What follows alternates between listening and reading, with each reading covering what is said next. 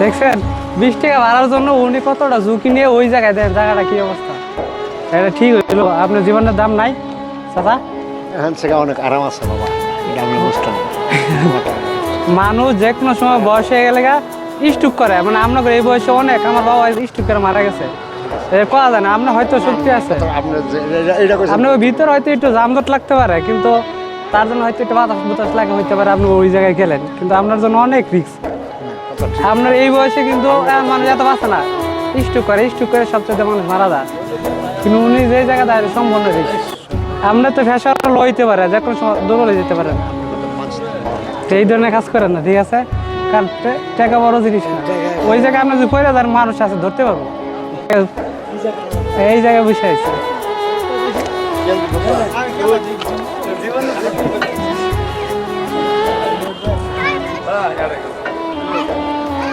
দেখেন যে এই জায়গায় চাচা 20 টাকা ভাড়া, কারণ কিসের জন্য সে আসছে উনি জানে। ইনি এই জায়গায় বলা সুবিধা বেশি, ওই ভিতরে সেটা হয়তো ভিতরে অনেক যানজট। কি ব্যাপার, চলে যেতেছে নাকি? যাইতে আমরা আবার যাইবেন, আসেন আসেন তাহলে। দাঁড়ান দাঁড়ান দাঁড়ান দাঁড়ান, আমি নেমে লাভ নেমে